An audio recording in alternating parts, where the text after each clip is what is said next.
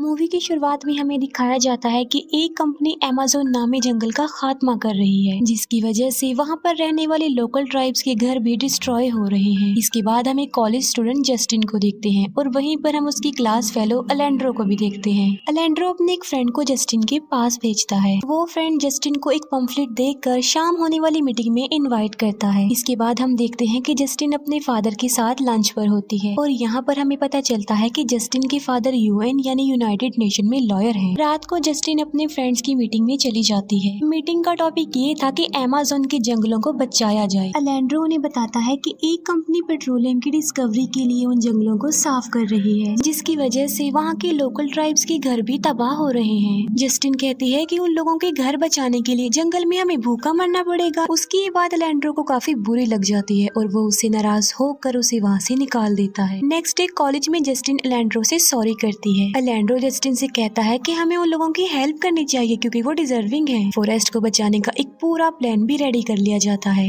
वो जानते थे कि जो कंपनी जंगल खत्म कर रही है तो डेफिनेटली उनके साथ आर्मी तो होगी ही, और मुसीबत की बात ये है कि वहाँ पर सिग्नल भी नहीं आते। इसीलिए इस सारे सिचुएशन को सामने रखते हुए वो लोग प्लान बनाते हैं। उनका प्लान एक दिन पहले वहाँ पर जाने का था और वहाँ जाकर वो सिग्नल्स को हैक कर लेंगे। फिर वो लोग लाइव न्यूज कास्ट चलाएंगे। ऐसा करते ही वो पूरी दुनिया में वायरल हो जाएंगे और लोग हेल्प के लिए उनके साथ भी खड़े हो जाएंगे और तब ना चाहते हुए भी कंपनी को अपने इस काम को स्टॉप करना पड़ेगा। सब फ्रेंड्स अलेंड्रो के इस प्लान पर एग्री हो जाते हैं। जस्टिन अपने फादर को ट्रिप का बहाना लगाकर उन लोगों के साथ चली जाती है। जब वो लोग एयरपोर्ट पर पहुंचते हैं तो उन्हें वहाँ एक लड़का मिलता है और ये वही है जो इस प्लान का लीडर है। इसके अलावा उन लोगों की कंट्रीब्यूशन भी वही कर रहा था, यानी उनके सारे एक्सपेंसेस वही उठा रहा था। जस्टिन हैरान थी कि आखिर वो अकेला ही सबका खर्चा क्यों उठा रहा है। फिर वो लोग अपने छोटे से प्लेन में बैठकर निकल जाते हैं। आगे जाकर वो रिक्शा में बैठकर होटल पहुंच जाते हैं और थोड़ी देर गुजर जाने के बाद वो लोग बोट में सफर करते हैं और अपनी मंजिल तक पहुंच जाते हैं। वहां जाते ही वो सब लोग एक जैसा यूनिफॉर्म पहन लेते हैं। अलेंड्रो के फ्रेंड सबको चेन्स और लॉक्स देती है ताकि वो खुद को उस कंपनी के बुलडोजर्स और ट्री से लॉक्ड कर ले। लेकिन जस्टिन का लॉक खराब था क्योंकि वो नहीं लग रहा था। वो सब लोग मास्क पहनकर अपने काम यानी प्रोटेस्ट पर लग जाते हैं। इतनी ही देर में वहाँ उस कंपनी की आर्मी भी पहुँच गई थी और अलेंड्रो ये सब लाइव न्यूज कास्ट कर रहा था। आर्मी उन सबको पकड़ने की कोशिश करती है, लेकिन कैसे पकड़ते, वो सब लॉक जो थे। लेकिन एक सोल्जर जस्टिन को पकड़ लेता है क्योंकि उसका लॉक खराब था जो नहीं लगा था। वो सोल्जर जस्टिन का मास्क उतार कर उसे शूट करने लगता है। जस्टिन अलेंड्रो से हेल्प मांगती है लेकिन वो उसकी कोई हेल्प नहीं करता, बल्कि वो कहता है कि इसके फादर यूएन में लॉयर हैं, इसे मार दो और फिर देखो तुम्हारा क्या हाल होगा। जस्टिन बिल्कुल हेल्पलेस हो जाती है और तभी उस आर्मी लीडर के पास किसी की कॉल आती है जिस पर वो सब सोल्जर्स गन नीचे रख देते हैं। ये कॉल जस्टिन की वजह से आई थी और वो जस्टिन की वजह से ही बच गए थे।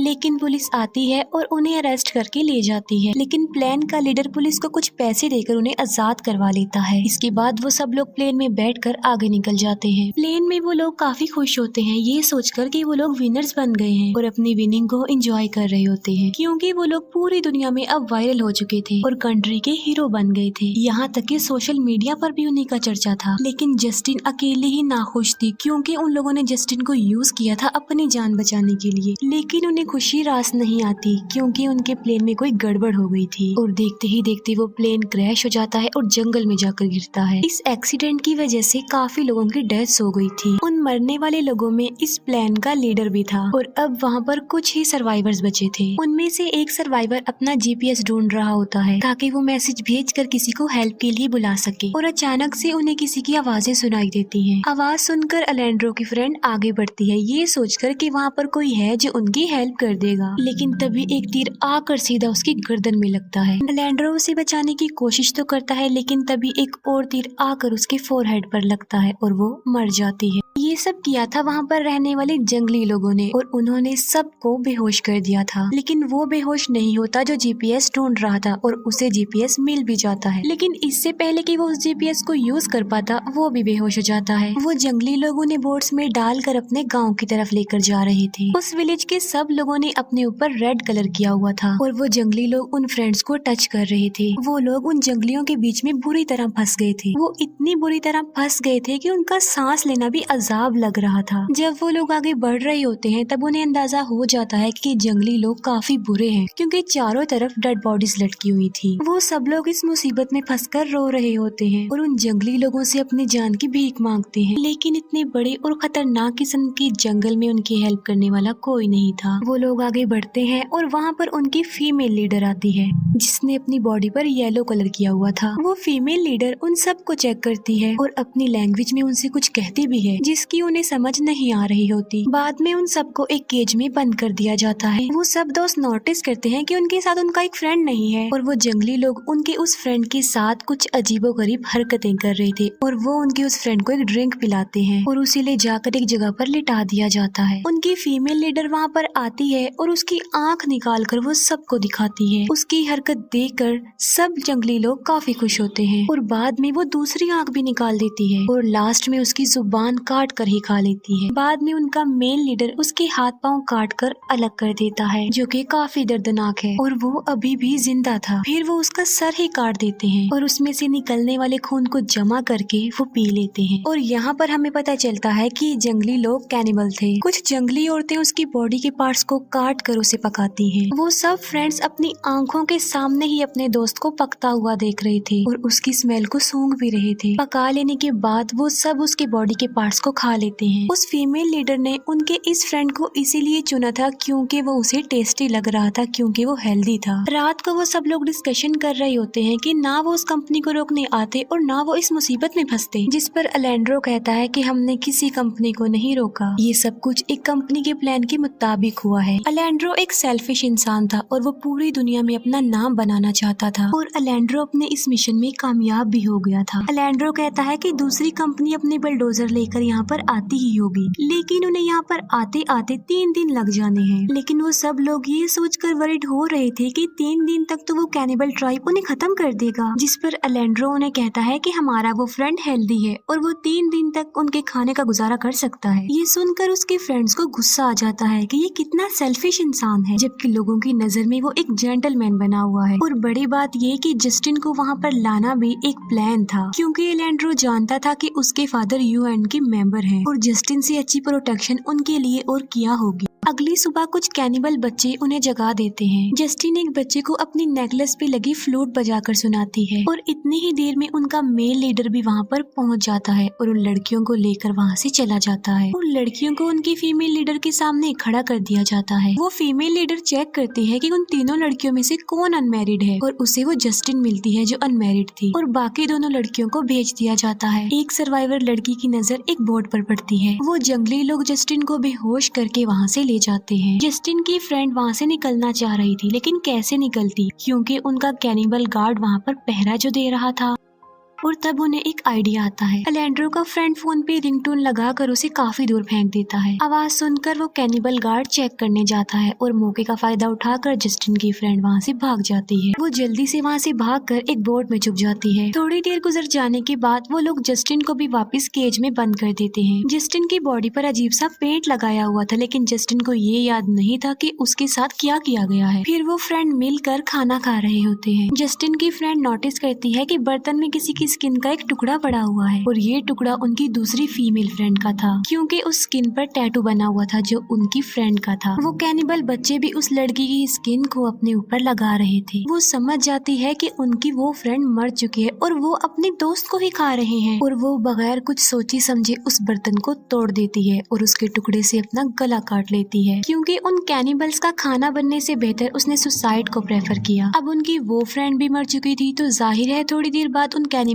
ने वहाँ पर आना था और उनकी एक फ्रेंड को एक आइडिया आता है। वो अपनी फ्रेंड के मुंह में एक नशे वाला प्लांट डाल देता है ताकि जब वो कैनिबल्स इसकी बॉडी को खाएं तो उन्हें इस प्लांट का नशा हो जाए। वो जंगली लोग आकर उसे वहाँ से ले जाते हैं और जब वो लोग उसे पकाकर खाते हैं तो सच में उन्हें उस प्लांट का नशा हो जाता है। नशे का असर उन पर इतना ज्यादा हो जाता है कि अक्सर लोग तो बेहोश हो जाते हैं। इतना गोल्डन चांस देखते हुए वो लोग वहाँ से भागने लगते हैं, लेकिन अलेंड्रो अपने एक फ्रेंड को जाने नहीं देता और वो उसे बेहोश कर देता है ताकि वो बच जाए। जस्टिन और उसके साथ एक मेल फ्रेंड वहाँ से भागने लगते हैं। अलेंड्रो के फ्रेंड को जब होश आती है तो वो देखता है कि 2 कैनिबल्स उसके सामने बैठे हुए हैं और वो कैनिबल्स अभी तक नशे में ही थे। वो उन्हें अपनी बातों में फंसाने की कोशिश करता है लेकिन वो बेवकूफ नहीं थे और वो उसे कच्चा ही चबाने लगते हैं। किसी तरह वो वहाँ से भागने लगता है लेकिन सारे जंगली लोग उसके पीछे पड़ गए थे। नशे का असर उन लोगों पर उल्टी हो गया था। वो सब कैनिबल्स उसे पकड़ लेते हैं और उसे जिंदा ही खाने लगते हैं और वो उस पर इतना टूट के पड़ते हैं कि उसका सारा मांस ही नोच कर खा लेते हैं। ये सब कुछ करके वो लोग काफी इंजॉय कर रहे थे, काफी खुश थे। दूसरी तरफ जस्टिन और मेल सर्वाइवर एक रिवर तक पहुंच गए थे और वो प्लेन क्रैश के धुएं को नोटिस करते हैं और आगे बढ़ते हैं।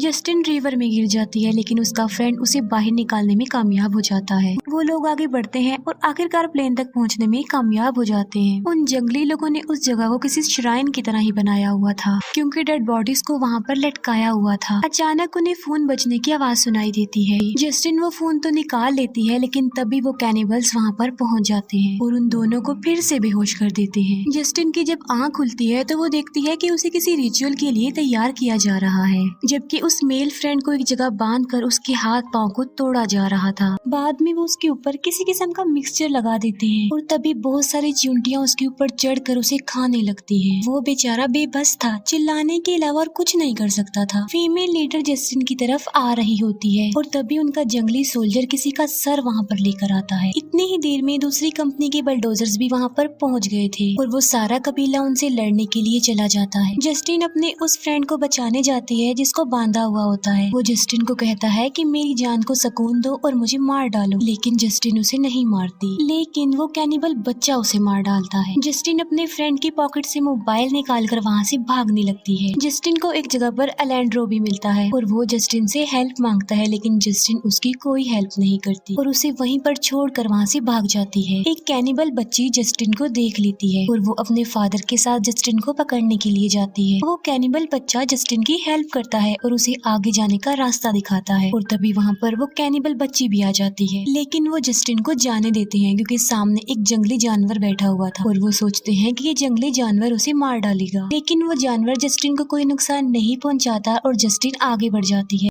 आगे बढ़कर वो देखती है कि मिलिट्री उस कैनिबल ट्राइब्स को मार रही है। वो उनकी तरफ मोबाइल करके ये बताने की कोशिश करती है कि वो एक सर्वाइवर है और वो सब रुक जाते हैं और जस्टिन को लेकर एक हेलीकॉप्टर में आ जाते हैं और जस्टिन से पूछा जाता है कि क्या तुम्हारा कोई और साथी जिंदा बचा है, जिस पर जस्टिन कहती है कि नहीं, मेरे अलावा और कोई सर्वाइवर नहीं है। वो हेलीकॉप्टर जस्टिन को लेकर वहाँ से चला जाता है। बाद में जस्टिन गवर्नमेंट ऑफिसर्स को बताती है कि उसके सारे साथी प्लेन क्रैश में ही मारे गए हैं। उन कबीलों वालों ने उन्हें कोई नुकसान नहीं पहुंचाया, बल्कि उन्होंने जस्टिन की हेल्प की यहाँ आने तक, और वो झूठ इसीलिए बोल रही थी ताकि फॉरेस्ट क्लीनिंग रुक जाए, जबकि असल में वो लोग कैनिबल्स थे और वो उन्हें अच्छा बता रही थी। ये मूवी यहीं पर एंड हो जाती है।